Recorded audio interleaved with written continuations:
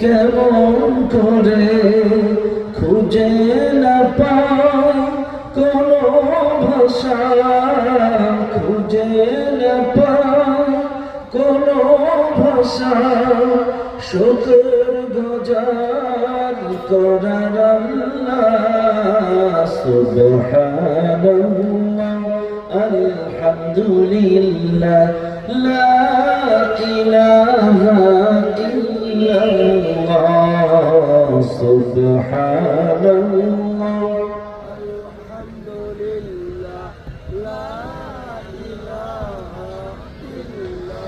লা ইলাহা ইল্লাল্লাহ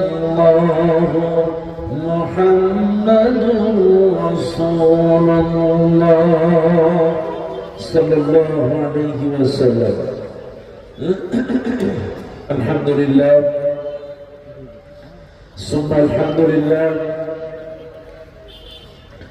আল ইহসান জামে মসজিদের উদ্যোগে প্রথম বার্ষিকী আজকের এই বিশাল তাফসীরুল কোরআন মাহফিলে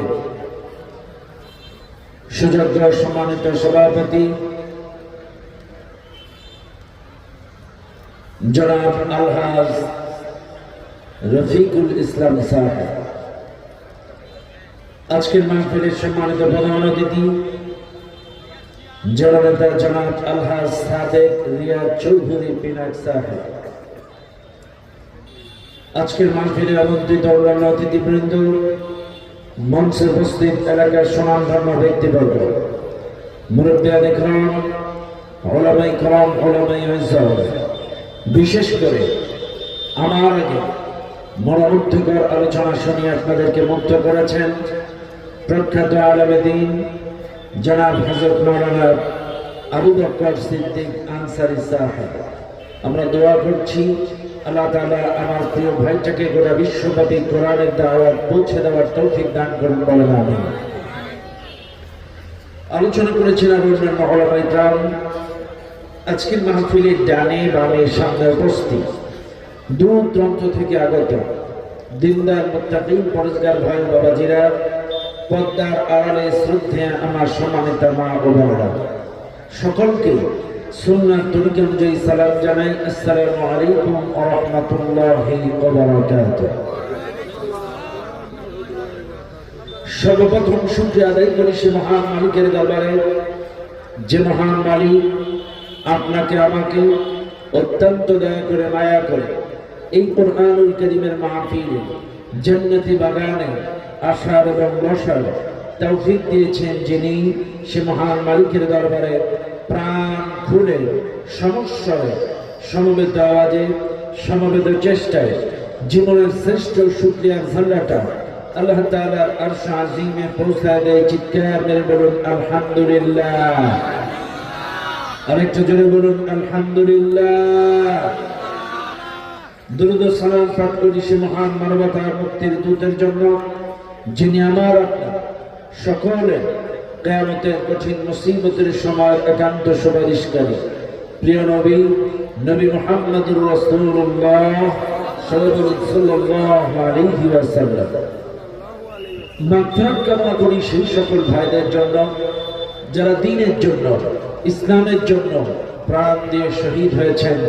আল্লাহ তাআলা তাদের সকলকে জান্নাতুল ফিরদাউসের সর্বোচ্চ মর্যাদা দান করুন। চিৎকার মেরে বলেন আল্লাহুম্মা আমিন। আর জোরে বলেন আল্লাহুম্মা আমিন।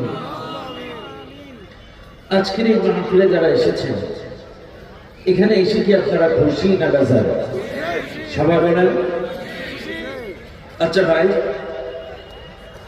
আমার সাথে একটা কথার জবাব দেন তো, আপনারা কি ফুটবল খেলা দেখেন? হ্যাঁ দেখেন। ফুটবল খেলার চারধারে চারটা দাগ থাকে না মাঠে? থাকে। ফুটবল খেলার মাঠে দেখবেন চারপাশে চারটা দাগ। যদি আপনার প্রিয় দল, আমার প্রিয় দল, আমাদের প্রিয় দল হামজা চৌধুরী বলে আর যে কোনো একটা প্লেয়ার বলে, যদি গায়ের জোরে একটা শট দেয় ফুটবলে, আর এই বলটা যদি 7 দাগের বাইরে চলে যায়, এই বলটাকে আপনারা কি বল বলেন? সবাই বলেন, আরো জোরে, আউট বল। তাহলে 4 দাগের বাইরে বল গেলে যদি আউট বল হয়, এই আল ইহসান জামে মসজিদের উদ্যোগে মাদ্রাসা হিফজুল কোরআন মাদ্রাসার হাফেজদের ছাত্রদের পাগড়ি প্রদান উপলক্ষে এই মাহফিল ইন্তেজামিয়া কমিটি আপনাদের জন্য একটা 4 কোণা সুন্দর প্যান্ডেলের আয়োজন করেছে। স্বেচ্ছায় সজ্ঞানে যারা এই প্যান্ডেলের বাইরে থাকবে এরা কি মুসলমান? একটু আস্তে কম, আরো আস্তে কম, কি মুসলমান? কথা ক্লিয়ার?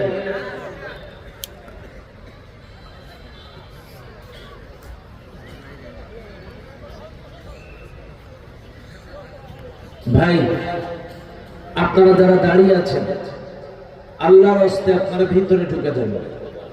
সবার ভাগ্যে কোরআন জুটে না, এটা সৌভাগ্যের ব্যাপার। আল্লাহর নবীর কোরআন আবু বকর রাদিয়াল্লাহু তাআলা আনহু শুনেছিল, আবু বকর সিদ্দিক রাদিয়াল্লাহু তাআলা আনহু কোরআন শুনেছিল, আবার আবু জেহেলও শুনেছিল। বেয়াদবি মাফ করবেন, বেয়াদবি মাফ করবেন। আমি কাউকে কষ্ট দেওয়ার জন্য কথাটা বলছি না। দাঁড়িয়ে শোনার অভ্যাসটা কার ছিল? বেয়াদবি রাগ করেন না আপনারা, বেয়াদবি নেবেন না। কারণ দাঁড়িয়ে শোনা কি ভালো না খারাপ? নিঃসন্দেহে এটা খারাপ। কোরআন শুনলে রহমত নাজিল হয়, আবার কোরআন শুনলে গজবও নাজিল হয়। আমি ব্যাখ্যা দেব আপনাদেরকে। আল্লাহর কোরআনের মাহফিলে আমরা এসেছি কি আল্লাহর রহমতের আশায়? সবাই বলেন, কিসের আশায়? রহমতের আশায়। তাই যদি হয়, আমরা এই মাহফিলে যারা আছি প্রত্যেকেই আল্লাহর রাস্তে দয়া করে বসে যান, সীমারেখার মধ্যে, বাউন্ডারির মধ্যে বসে যান। আর যতক্ষণ থাকবেন আমার সঙ্গে একটু স্বতঃস্ফূর্তভাবে জবাব দেবেন। আর এলো পাতারি ভাবে অনেকে বসছেন, ওই যে দেখছি আপনারা উপরে বসে আছেন। বা আমি এই জায়গায় বসার ফজিলাত কি বুঝতেছি না। ওখানে কি বিশেষ কোনো ফজিলাত আছে নাকি? কোরআনের আলোচনা যেখানে হয়, ফাঁকা জায়গা পূরণ করে বসাটা সুন্নাত। আমি আবারও বলছি, কোরআনের আলোচনা যেখানে হয়, এখানে ফাঁকা জায়গা পূরণ করে বসাটা সুন্নাত। এই জন্য আপনারা একটা সুন্নাতের আমল করেন। যারা বসে আছেন এই যে উপরে, আল্লাহর রাস্তায় চমক দিকে চেপে চেপে আসেন, ফাঁকা জায়গা পূরণ করে বসেন। যারা আসছেন সবাই ভিতরে চলে আসেন। আসেন আসেন আসেন, ডানে বামে যারা আছেন, দাঁড়িয়ে আছেন, সবাই আসেন। ভাই, এখানে আসলে লাভ না লস? হ্যাঁ, লাভ। এই মাহফিলে আসলে লাভ। মাইকেল ভাইরা করে আসবে, মাইকেল ভাইরা। এই মাহফিলে যারা আসছেন, এখানে আসলে লাভ নিঃসন্দেহে। কথা বলেন ঠিক না বেঠিক? আমার সঙ্গে যতক্ষণ থাকবেন একটু আমার সাথে সুবহানাল্লাহ আলহামদুলিল্লাহ ঠিকঠাক জবাব দেবেন ইনশাআল্লাহ।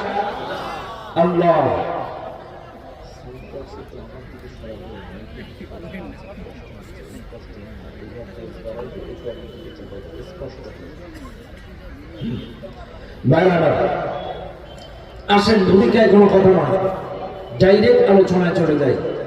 আমার সঙ্গে থাকবেন ইনশাআল্লাহ? সবাই থাকবেন? কারা কারা থাকবেন না দুহাত তুলে।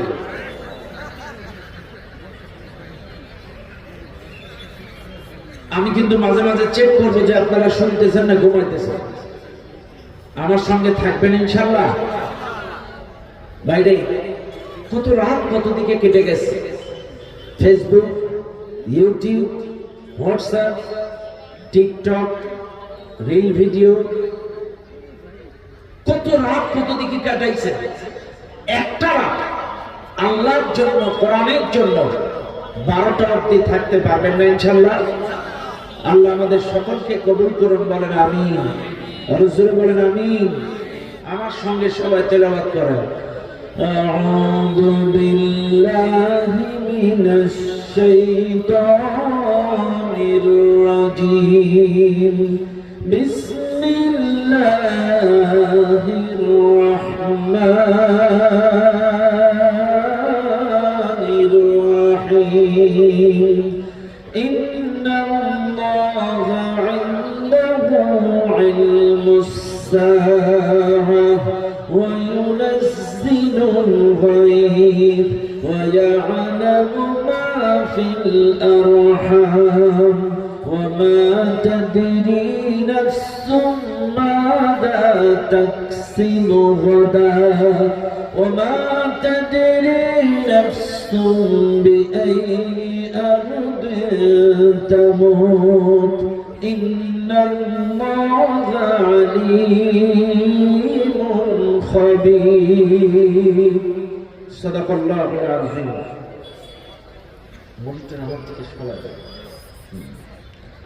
সূরাটির নাম সূরাতুল লুকমান। কোন সূরা? কথা বলেন আমার সাথে, সবাই তো জবাব দেন। কোন সূরা? লুকমান। এটা কিন্তু তাফসীর মাহফিল, এখানে লেখা আছে তাফসীর মাহফিল।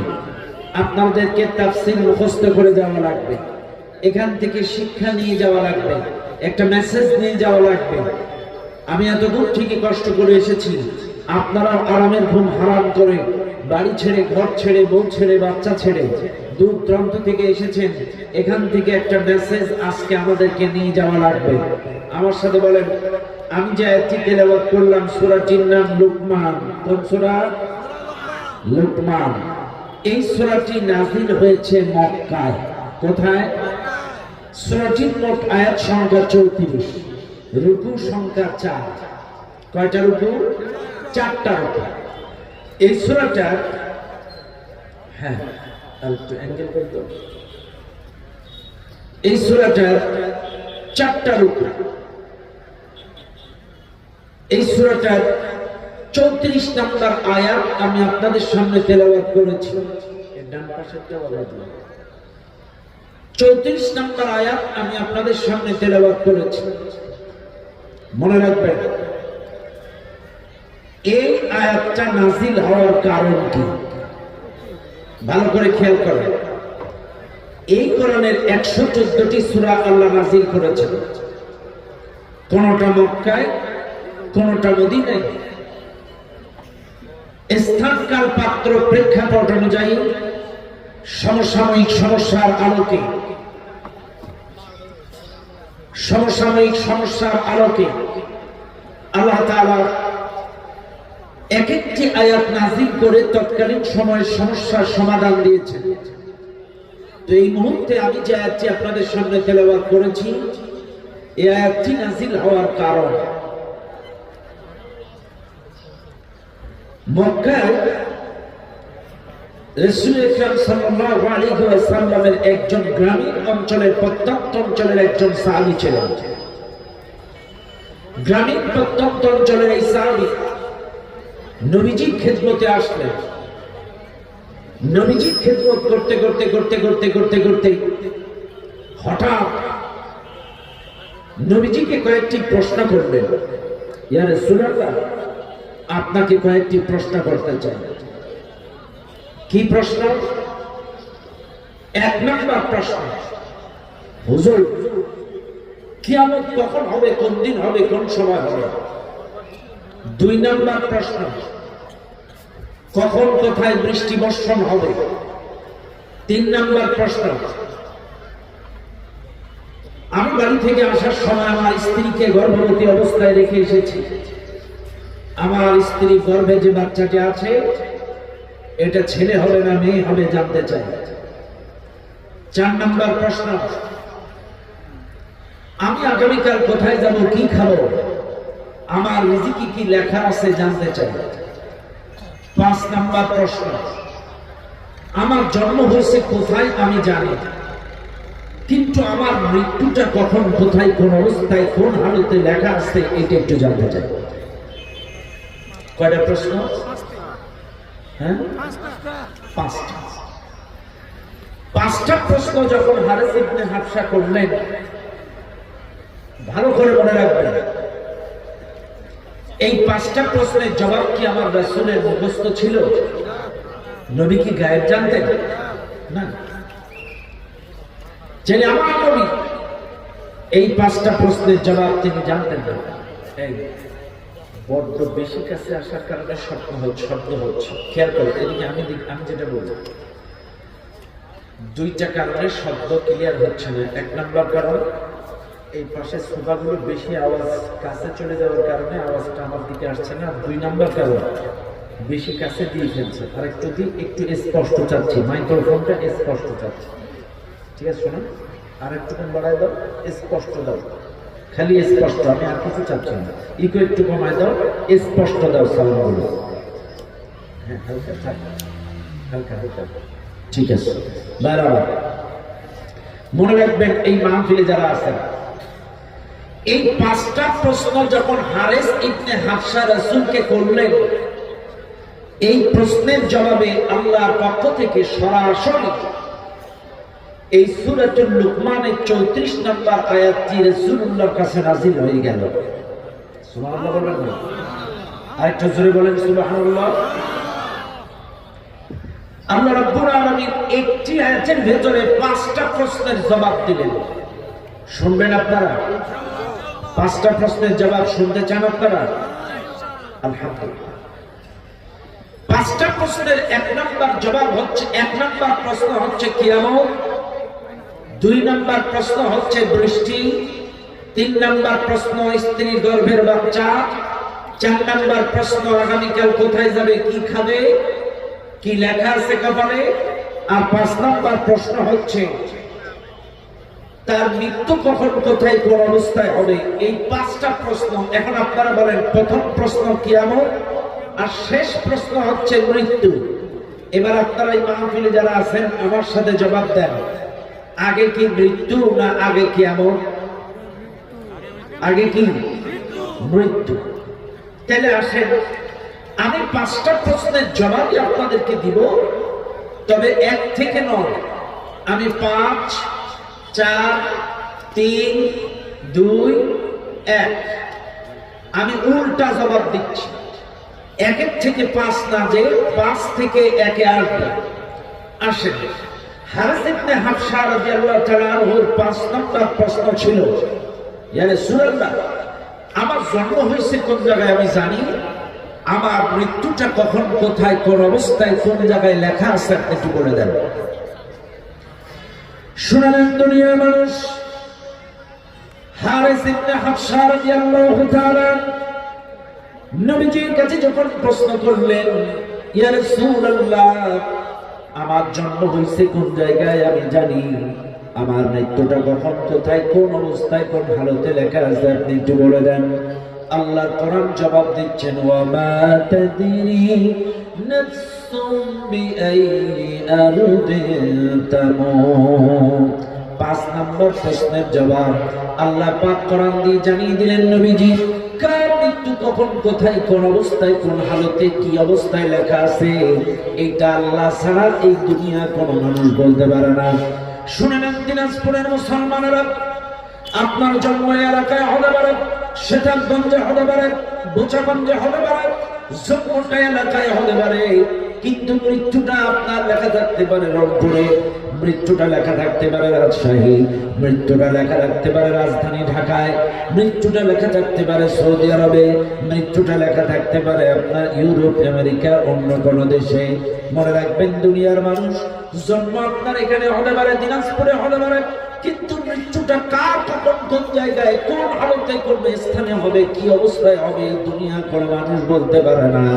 আরে দৈনন্দিন মোবাইল খুললেই দেখি অ্যাক্সিডেন্ট, অ্যাক্সিডেন্ট, অ্যাক্সিডেন্ট, অ্যাক্সিডেন্ট। আমরা একটু আগে দেখলাম আমাদের একজন কোরআনের পাখি, প্রতিনিয়ত যিনি মাহফিল করতেন, মাওলানা নুরুল ইসলাম কাসেমি সাহেব, আজকে ফেসবুকে দেখলাম মাওলানা নুরুল ইসলাম কাসেমি সাহেব তিনি মারা গেছেন। কোরআনের পাখি আল্লামা দিলাওয়ার হোসেন সাইদি সাহেবের ভাগিনা নামে একজন বক্তা ছিলেন মাওলানা নুরুল ইসলাম কাসেমি সাহেব। এই কাসেমি সাহেব আজকে মারা গেছে। ওরা কিন্তু প্রতিদিন মাহফিল ছিলেন, অসুস্থ অবস্থায় হসপিটালে নিছে, উনি মারা গেছে। আহারে, এই তো জীবন। কার মৃত্যু কখন কোথায় লেখা আছে? এই জায়গায় মাহফিলের মধ্যে ম্যাক্সিমাম যুবক, ম্যাক্সিমাম ইয়াং জেনারেশন।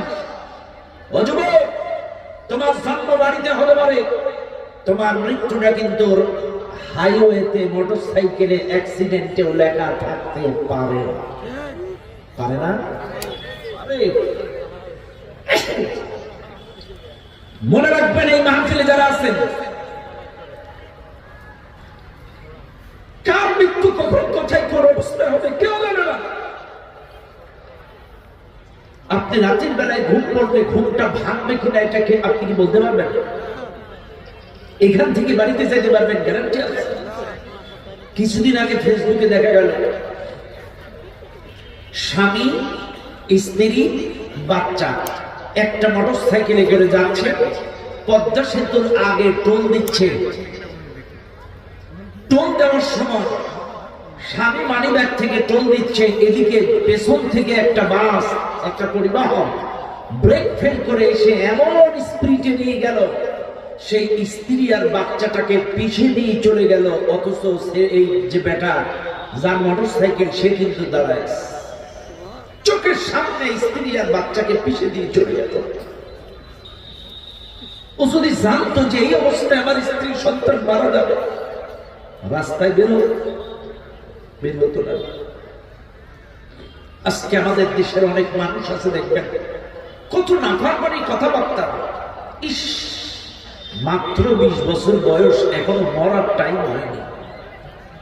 মাত্র 30 বছর বয়স, তাগড়া জওয়ান, এখনো তার মৃত্যুর সময় হয়নি।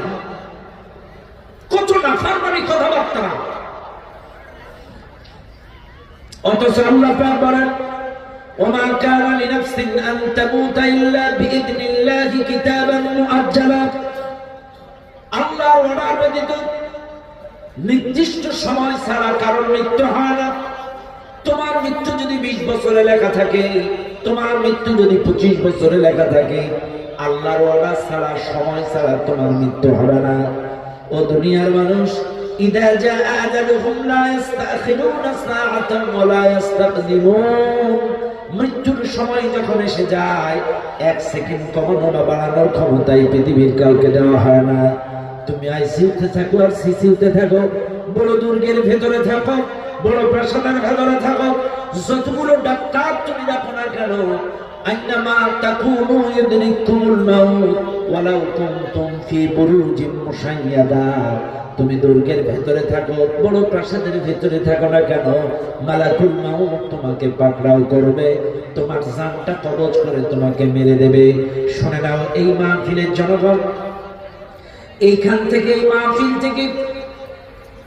এই মাহফিল থেকে কেউ যদি আপনারা 1 মাসের জন্য ঢাকায় যান, এই মাহফিল থেকে কেউ যদি 1 মাসের জন্য সৌদি আরবে যান, 1 মাসের জন্য যদি কোনো কাজে কামে বাইরের জেলায়, বাইরের বিভাগে যান, আপনি 1 মাসের জন্য পূর্ব প্রস্তুতি গ্রহণ করে যান।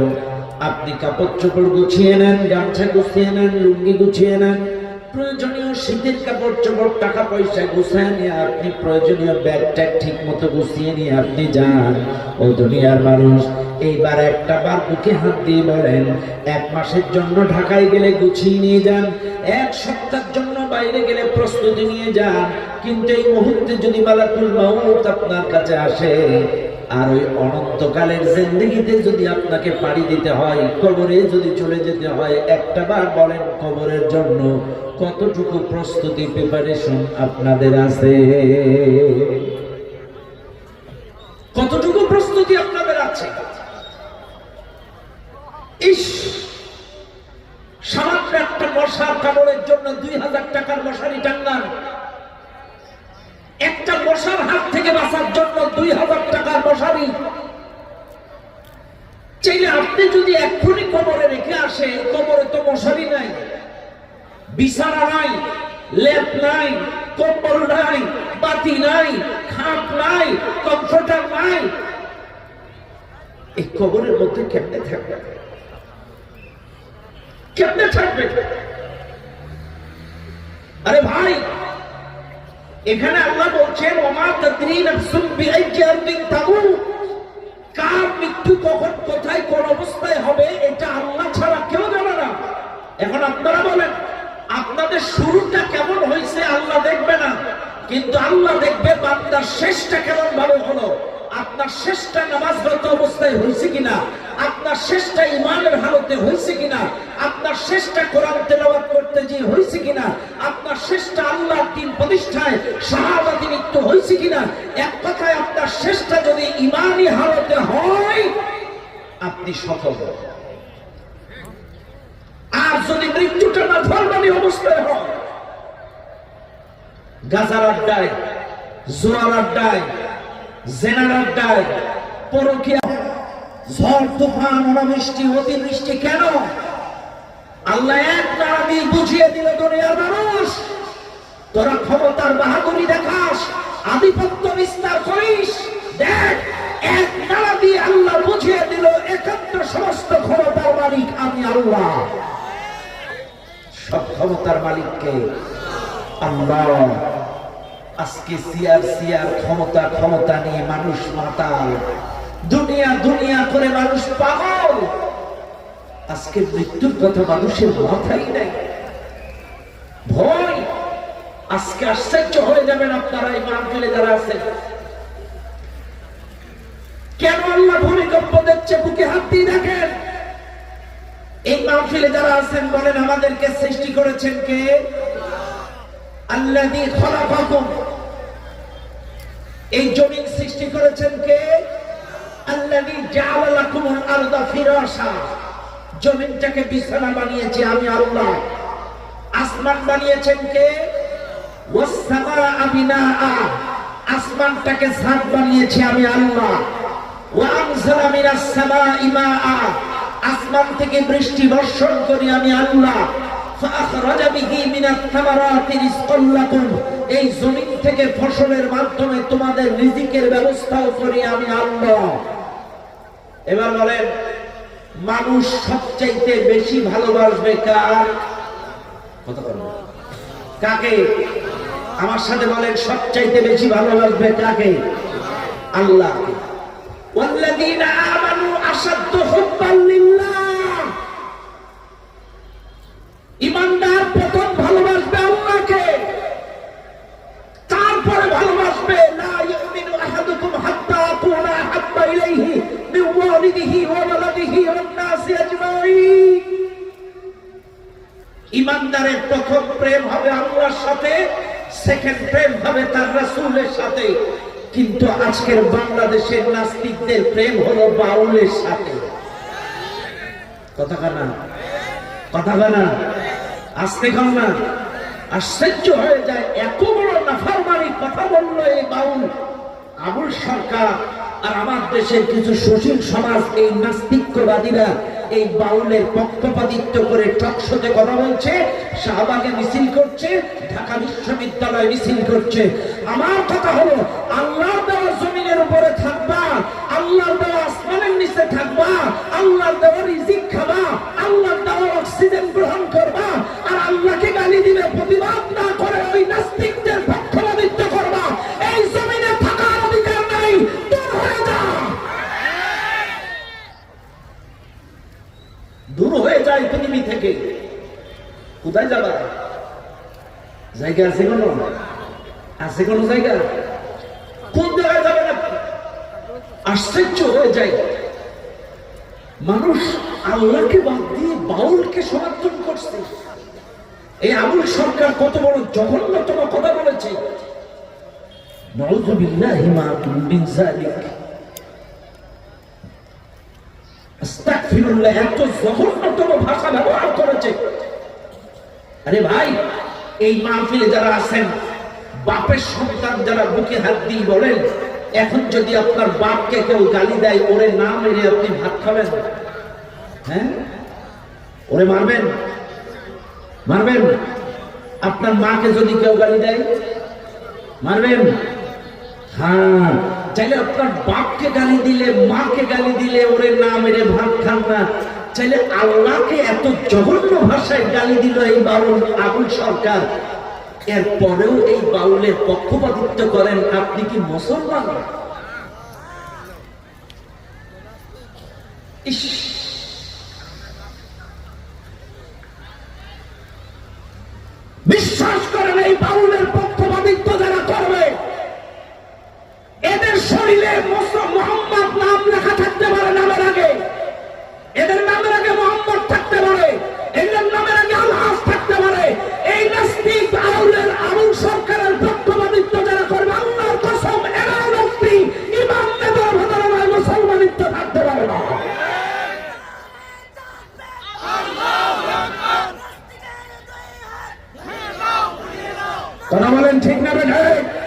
কারণ আমরা বিচার চাই, আমরা বিচার চাই।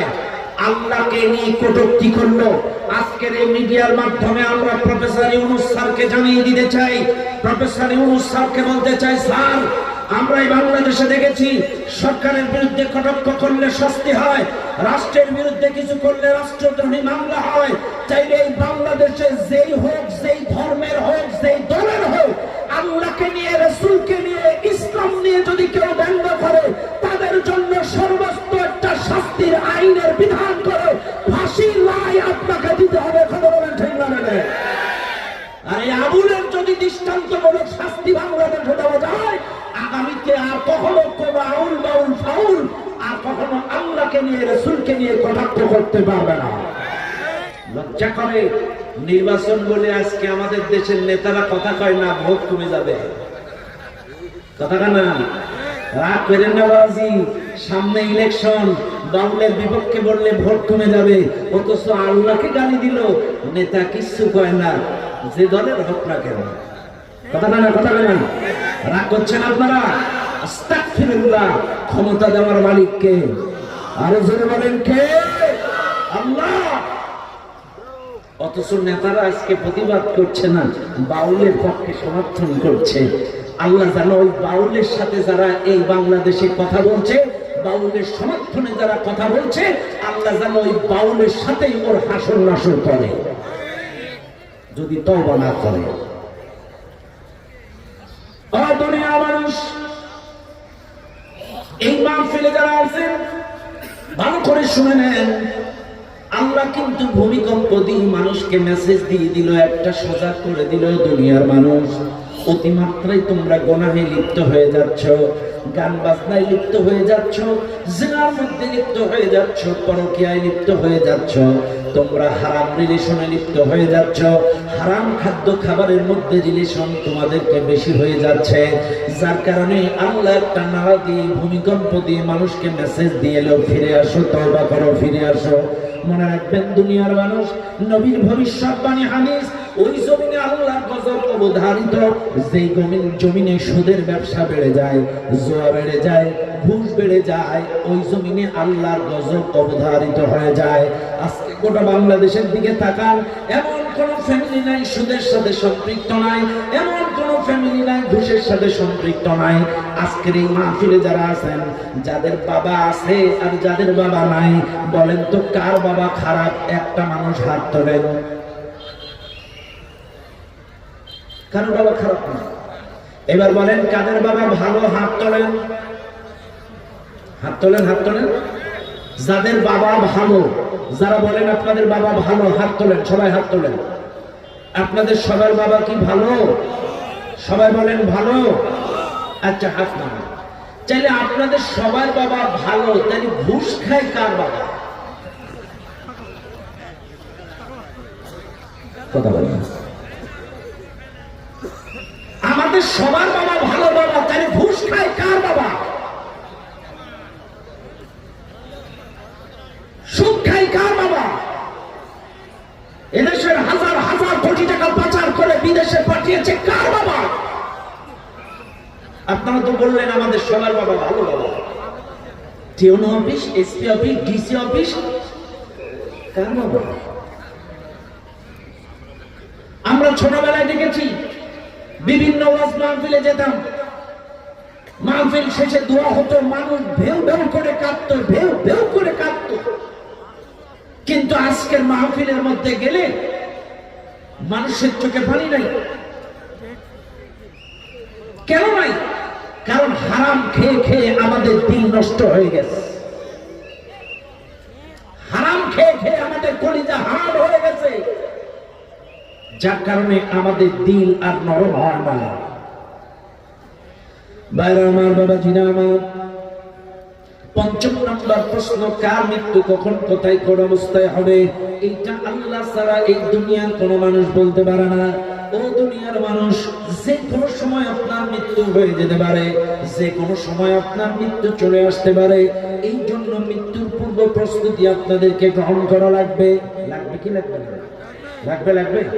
বাবা আমার, একটু চোখ বন্ধ করেন, আপনাদেরকে কিছুক্ষণের জন্য একটু মৃত্যুবরণ করায়। আমার কথা রাগ করবেন না, কারণ ৫ম নাম্বার প্রশ্ন হলো কার মৃত্যু কখন, কোথায়, কোন অবস্থায়, কোন হালতে হবে।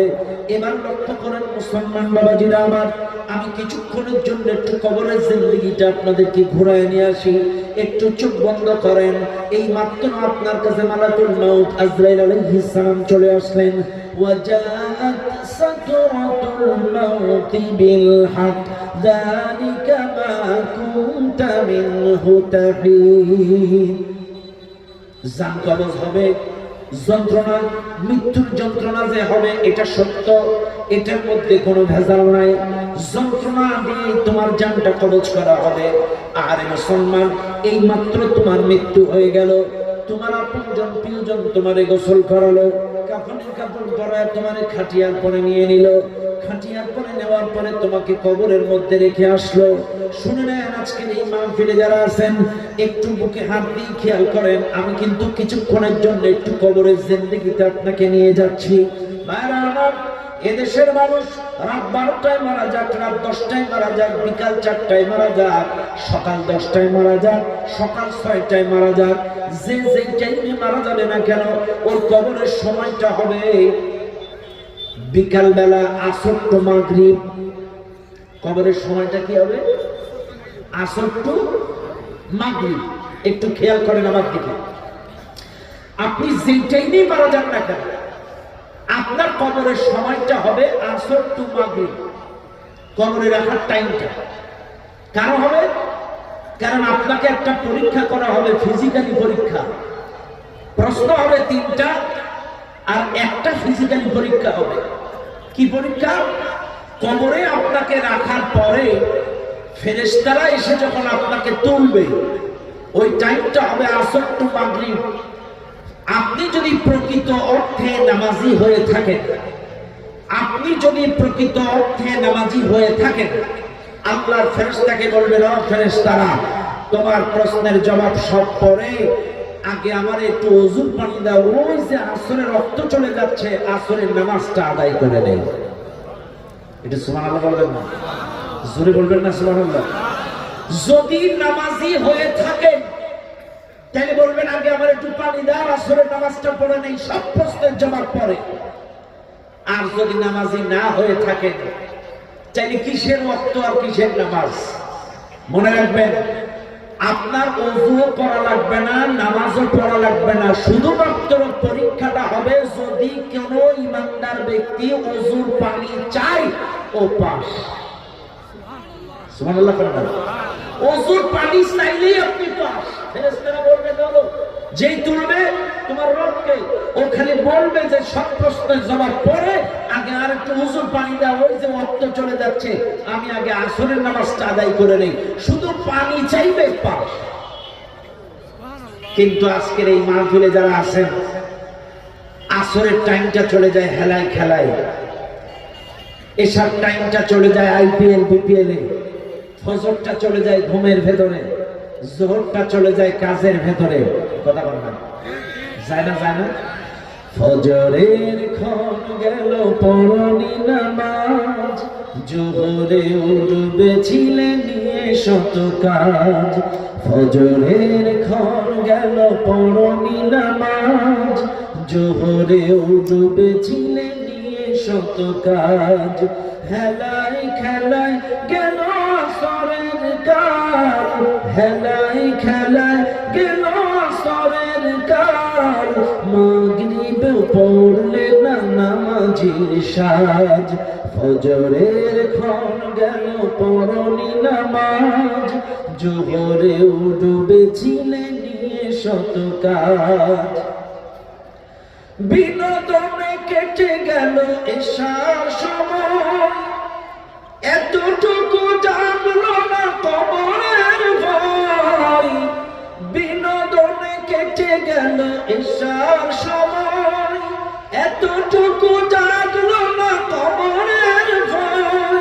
খুঁজলে না একবার নাজাতের পথ, খুঁজলে না একবার নাজাতের পথ, মুসলিম নাম নিতে পেলে না কোলাজ। ফজরের ক্ষণ গেল পড়নি নামাজ, জোরেও ডুবেছিলে নিয়ে শত কাজ।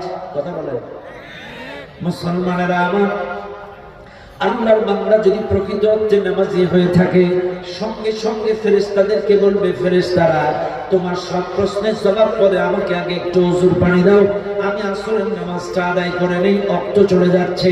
এই ওযুর পানি যারা চাইবে তারা পাস করবে, পরবর্তী প্রশ্নগুলো তাদের জন্য সহজ হয়ে যাবে। আর যারা পানি চাইবে না, নামাজের জন্য প্রেশানি হবে না, টেনশন করবে না, ওদের জন্য পরবর্তী স্টেপগুলো কঠিন হয়ে যাবে। একটু লক্ষ্য করেন, কিছুক্ষণের জন্য কবরের তিনটা প্রশ্ন আপনাদেরকে একটু মনে করায় দেই। মনে রাখবেন, এই যে ভূমিকম্প হলো, হইতে পারতো এই ভূমিকম্পে আপনি আপনার বিল্ডিং এর নিচে চাপা পড়তেও পারতেন না? হইতে পারত দিনাজপুরের এই সেতাবগঞ্জে শুরু হইতো, এখানে যদি 9.9 যদি হয়, এখানে যদি 7.9 হয়, এখানে যদি একটা ধাক্কা দিয়ে দেয়, হয়তো বা আপনি আমি ওই বিল্ডিং এর নিচে চাপা পড়তে পারি।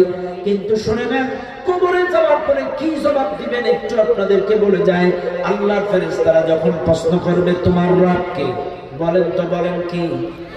সবাই বলেন রব্বি আল্লাহ। সবাই বলেন, সবাই বলেন আরো জোরে। এটা সবাই বলতে পারবে?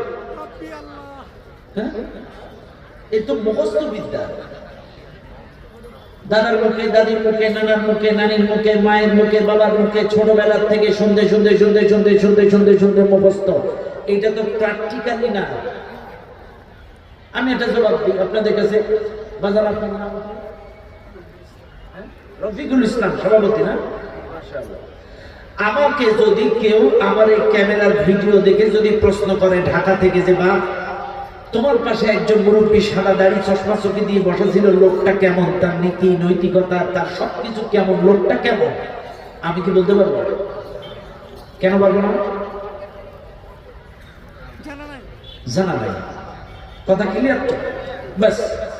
হ্যাঁ, আমি ওনার সম্পর্কে বলতে পারবো তখন ওনার সাথে দীর্ঘদিন ওঠা বসা, লেনদেন, খাওয়া দাওয়া, আওয়া যাওয়া একসাথে যদি চলে, তাইলে আমি বলতে পারবো আলহামদুলিল্লাহ, আমার বাপজান তার নীতি নৈতিকতা, সততা, সব দিক থেকে উনি খুব মাশাআল্লাহ অলরাউন্ডার, খুবই ভালো, কোনো রকম সমস্যা নাই। তার জামানের সমস্যা নেই, তার কামানের সমস্যা নেই, তার নওয়ালের সমস্যা নাই, তার কোনো সমস্যা নাই, তিনি সেরা।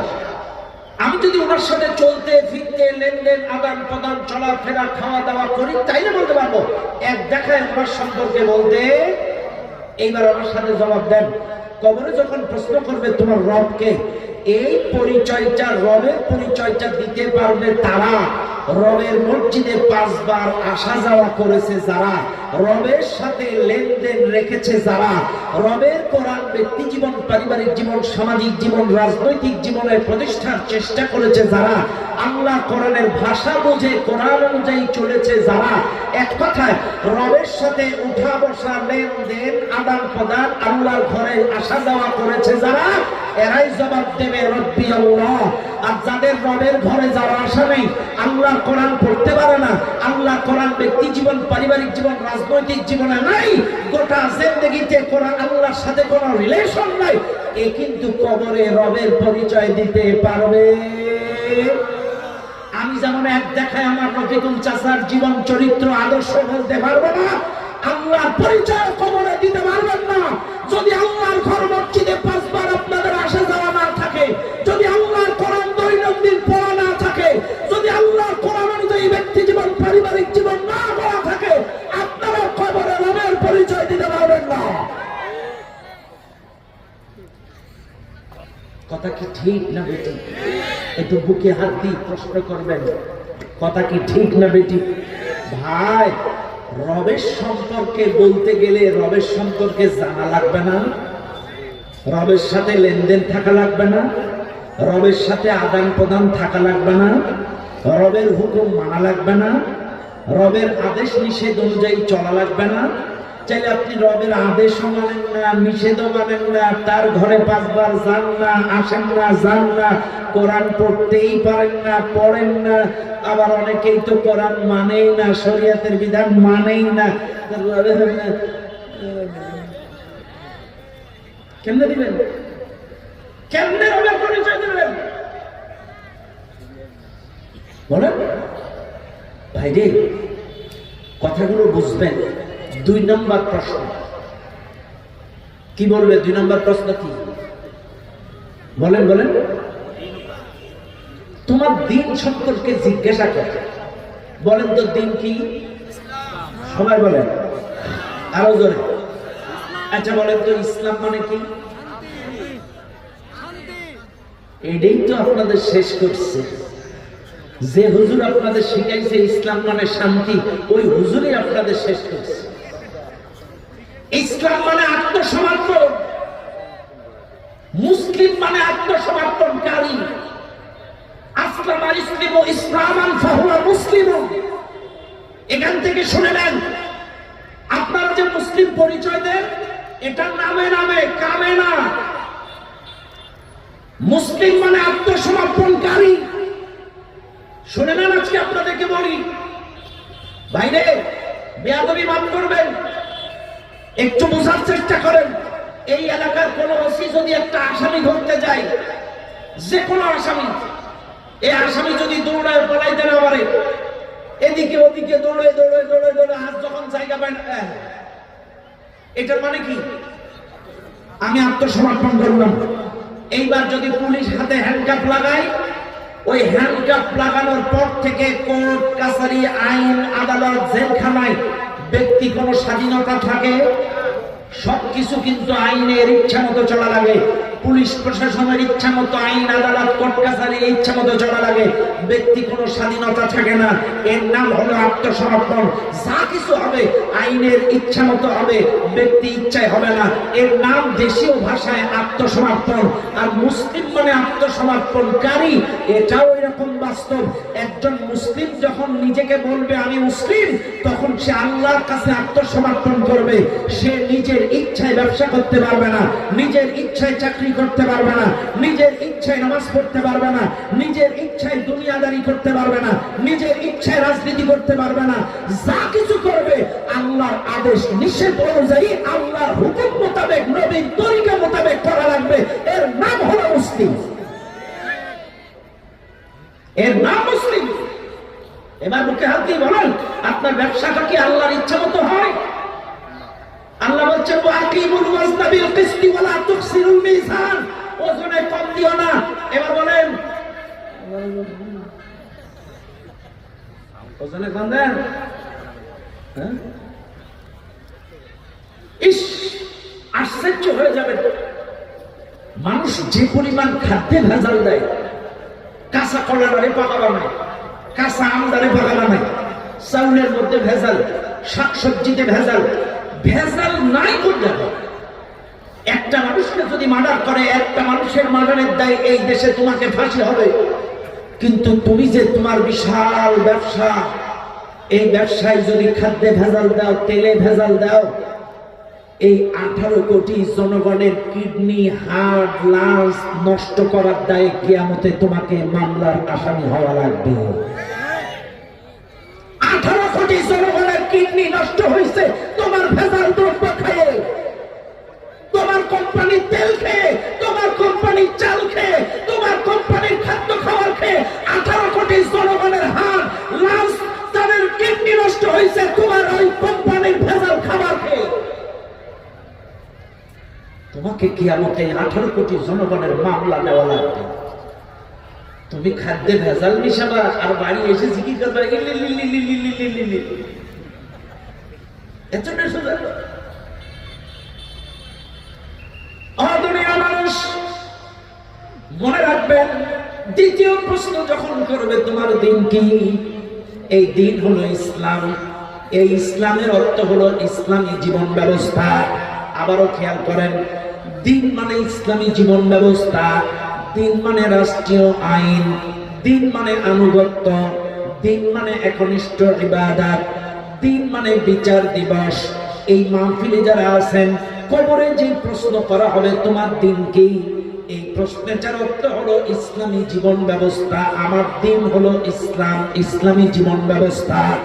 এই 2 নম্বর প্রশ্নের জবাব দিতে পারবে তারা এই দুনিয়ার জিন্দেগিতে গোটা জীবনে যাদের ইসলাম ছিল, ব্যক্তি জীবনে ইসলাম, পারিবারিক জীবনে ইসলাম, ব্যবসায়িক জীবনে ইসলাম, অর্থনৈতিক জীবনে ইসলাম, রাজনৈতিক জীবনে ইসলাম, গোটা জীবনে যদি ইসলাম থাকে, এক কথায় মানব জীবনের সব জায়গায় যদি ইসলাম থাকে, চাইলে জবাব দিতে পারবে আমার দিন ইসলাম।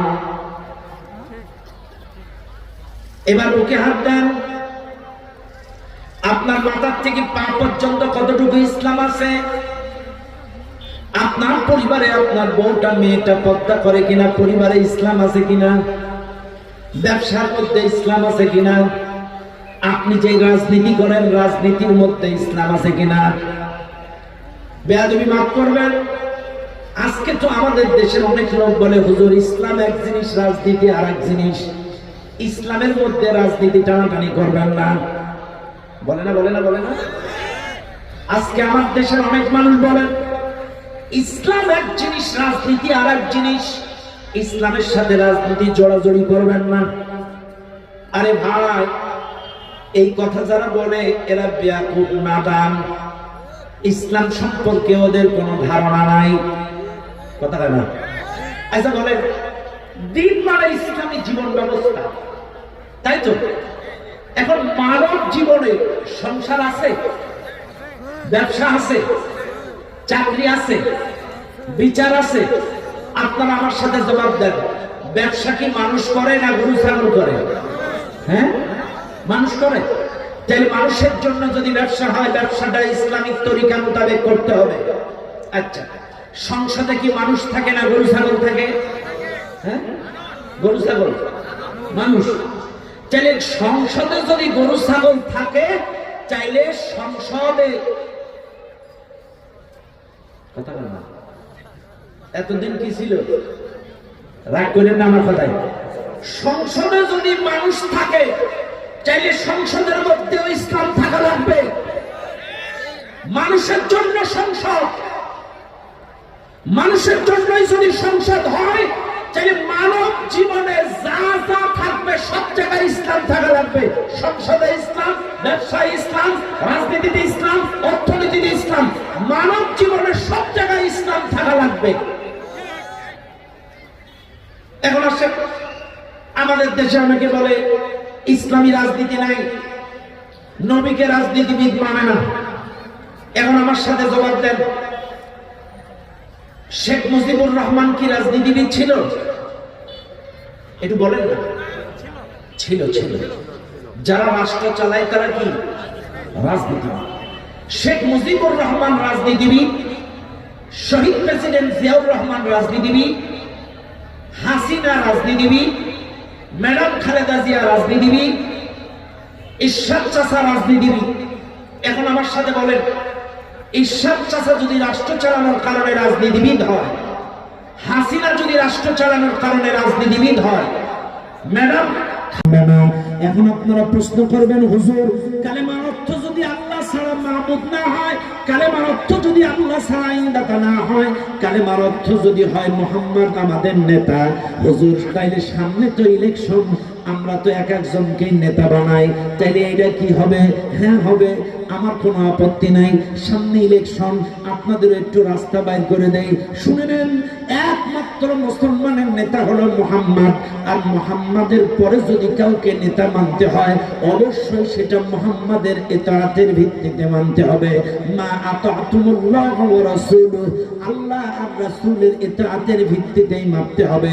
একটা দাড়ি পাল্লা নেবেন, এই দাড়ি পাল্লায় এক সাইডে দেবেন কোরআন, এক সাইডে দেবেন নবীর সুন্নাত, আর এক সাইডে দেবেন আপনার নেতা, হোক না বিএনপির, হোক না সে এনসিপির, হোক না সে জামাতের, হোক না সে সরবরার, যে কোনো দলের নেতা হোক, আর এক সাইডে দেবেন কোরআন আর নবীর সুন্নাত।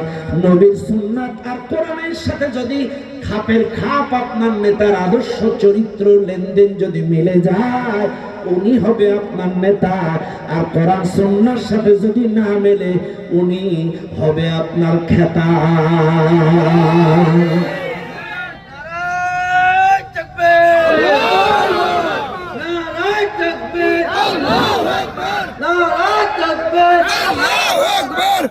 মা আতাতুমুল্লাহ ওয়া রাসূলুহু, মা কাকে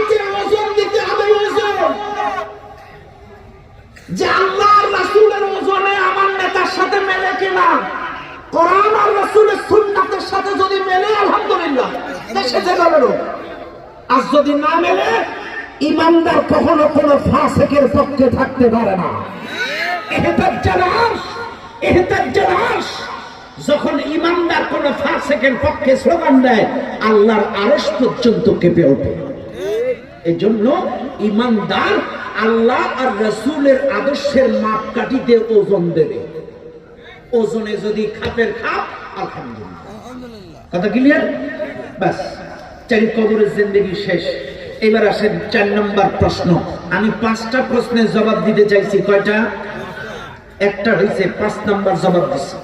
4 চতুর্থ নম্বর প্রশ্নের জবাব, ওমা তাদরি নাফসুম মাযা তাকসিবু গাদা। হারিস ইবনে হাফসা প্রশ্ন করেছিলেন, ইয়া রাসূলুল্লাহ আমি আগামীকাল কোথায় যাব, কি খাবো, আমার রিজিকে কি লেখা আছে আপনি একটু বলে দেন। আল্লাহ কোরআন বলছেন, ওমা তাদরি নাফসুম মাযা তাকসিবু গাদা, আগামীকাল তুমি কোথায় যাবে, কি খাবে, তোমার রিজিকে কি লেখা আছে, এটা আল্লাহ ছাড়া এই দুনিয়ার কোনো মানুষ বলতে পারে না। আল্লাহ ছাড়া এই দুনিয়ার কোনো মানুষ কি বলেন বলতে পারে না। আপনার রিজিকে কি লেখা আছে? এখন আপনারা দিনাজপুরের মানুষ, ধনাঢ্য ব্যক্তি, কোটিপতি ব্যক্তি, আপনারা হয়তো বলতে পারেন হুজুর আমার ফ্রিজ ভর্তি গোশ, ফ্রিজ ভর্তি মাছ, আমি কাল দুপুরে গরুর গোশ আর ইলিশ মাছ খাবো। তো বলতে পারবো না কেন? অনেকেরা বলতে পারে না, মানে কিনা আমাদের বলতে পারে যে আমার ফ্রিজ ভর্তি গোশ আছে, ফ্রিজ ভর্তি মাছ আছে, গোয়াল ভর্তি ধান আছে, আমি কালকে গরুর গোশ আর ইলিশ মাছ খাবো, এটাই বলতে পারবো না কেন? হ্যাঁ, আপনি আগামীকালকে আপনার স্ত্রীকে বললেন গরুর গোশ আর ইলিশ মাছ রাঁধছি, একটাই মাত্র ছেলে আপনার, দুপুর বেলা যখন ভাত গালে তুলবেন হঠাৎ টেলিফোন আসছে আপনার ছেলেটা অ্যাক্সিডেন্ট করে দিনাজপুর মেডিকেলে ভর্তি, মাজার উপর দিয়ে ট্রাক গেছে। বলেন তো ওই ঘাট কি গালে উঠবে? ভাত গালে উঠবে না। আপনি চলে গেলেন মেডিকেলে, এক দৌড়ে মেডিকেলে, দৌড়ি x ray, ultrasound, x ray, operation, MRI, এটা ওইটা অপারেশন করতে করতে সন্ধ্যা 7টা। এখন আর পাল চলে না। এইবার চিন্তা করছেন তাই তো আমি দুপুরে তো খাইনি, এত ক্ষুধা লাগছে।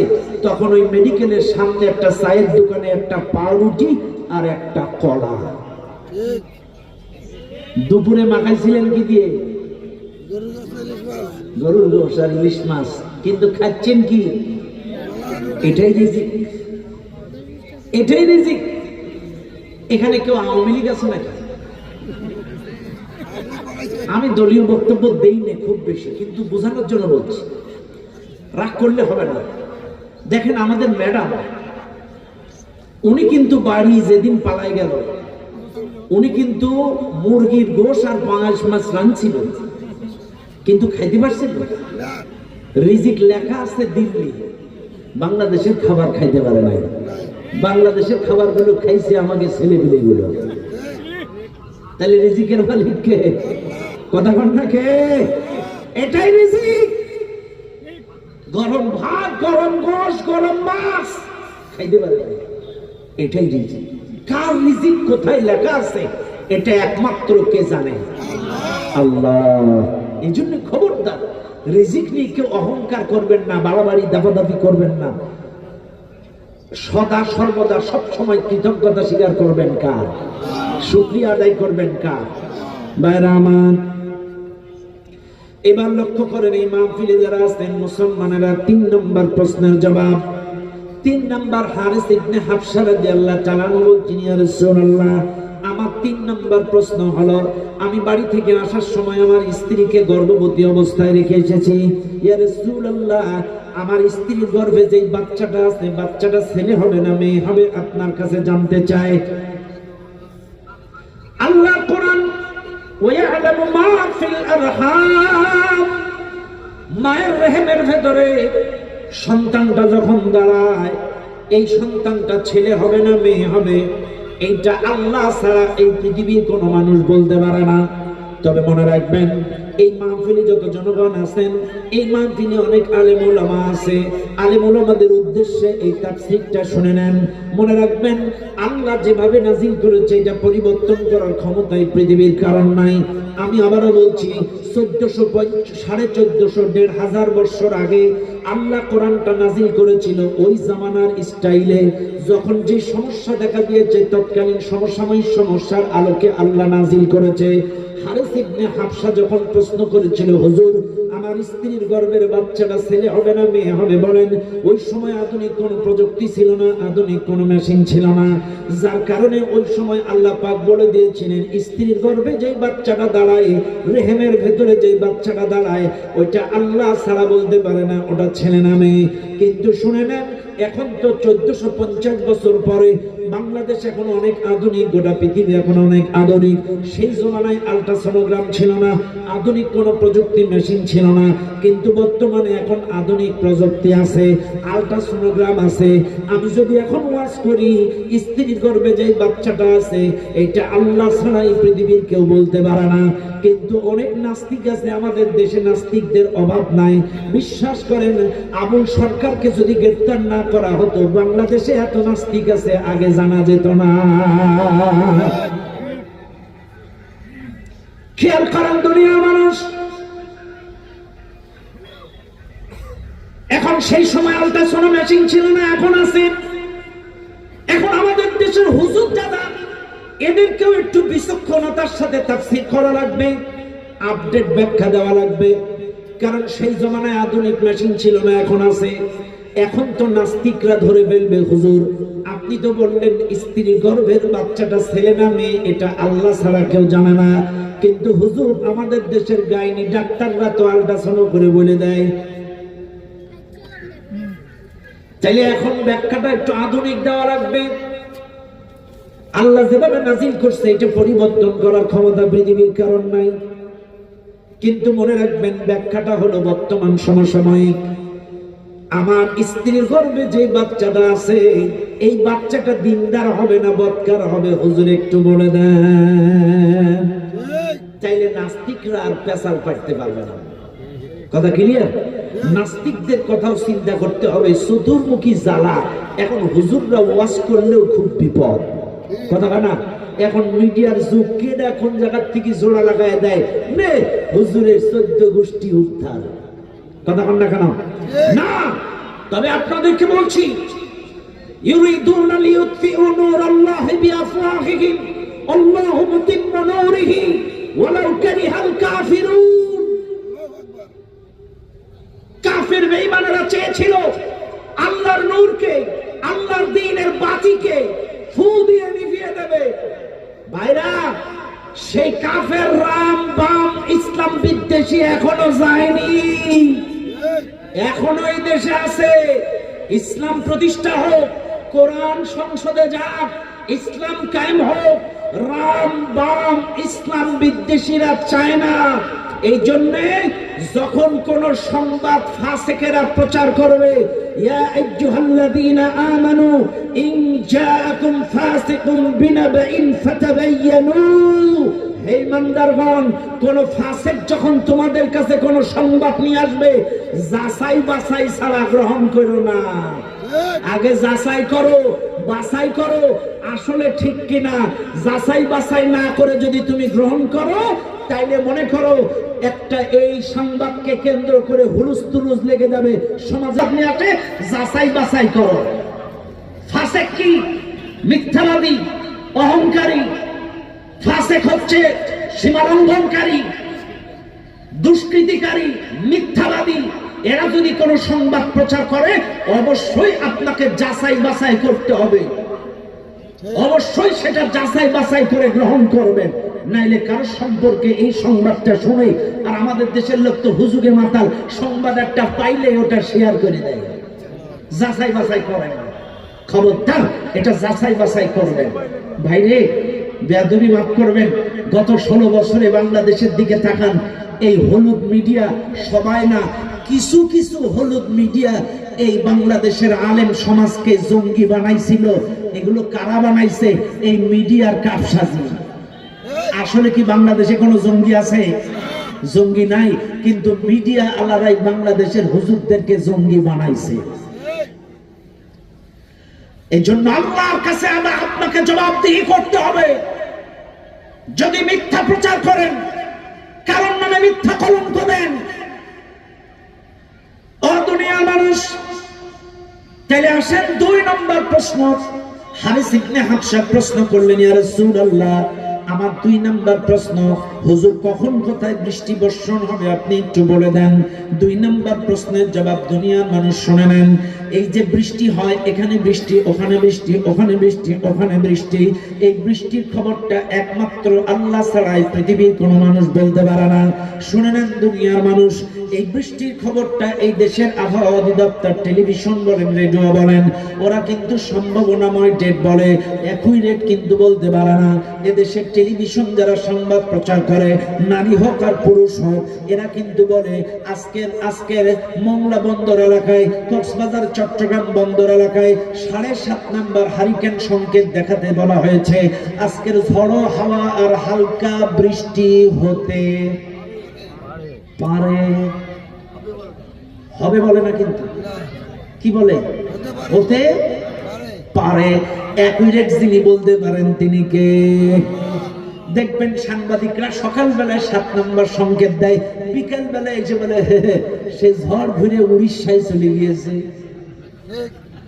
বলে না? চাইলে বৃষ্টির খবরটা কে জানে?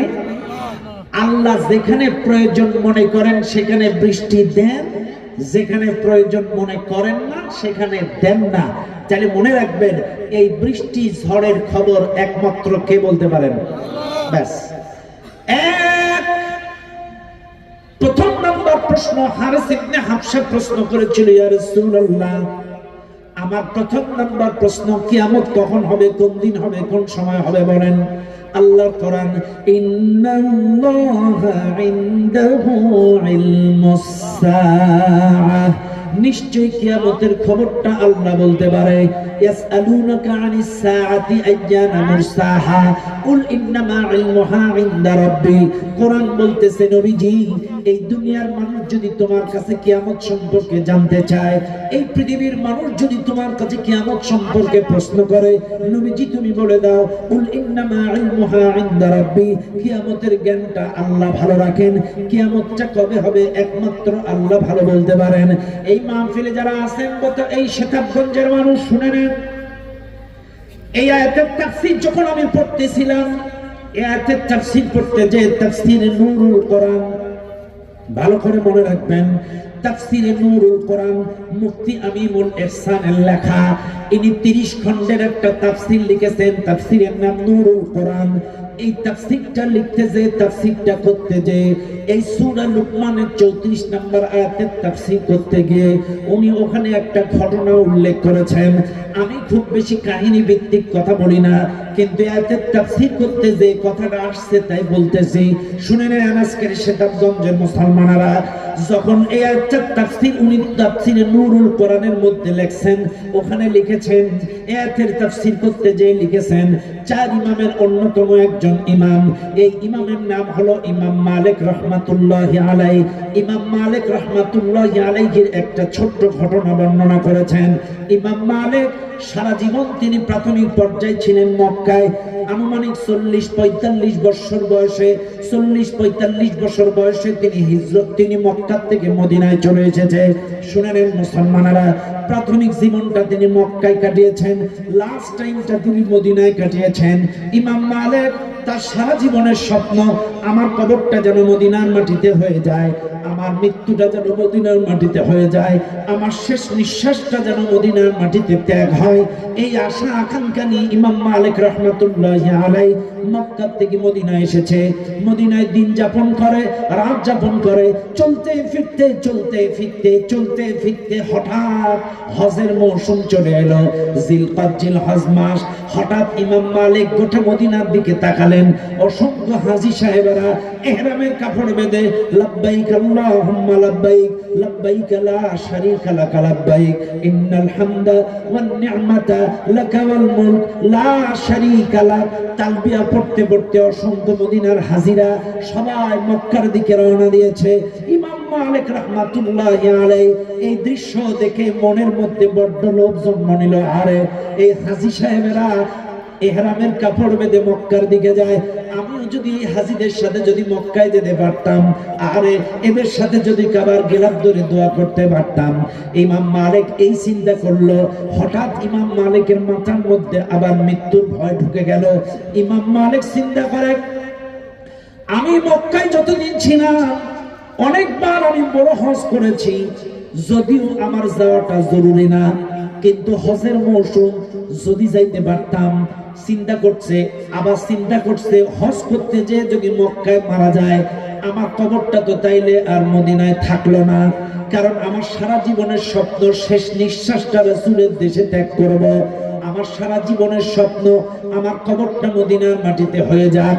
কিন্তু এখন যদি আমি হজে যাই, হজ করতে গিয়ে যদি আমার মৃত্যু হয়ে যায়, চাইলে আমার কবরটা তো মদিনায় থাকলো না, আমার স্বপ্ন তো পূরণ হলো না।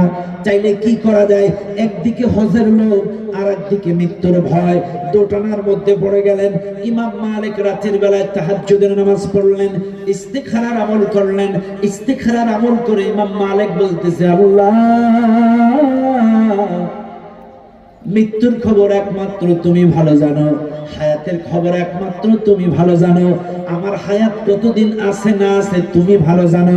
রব্বুল আলামিন, আমার মনের মধ্যে আশা মদিনার মাটিতে শেষ নিঃশ্বাস ত্যাগ করা, কিন্তু এখন হজের মৌসুম, আমি যদি তোমার ঘরের গিলাফটা ধরে দোয়াগুলো করতে পারতাম।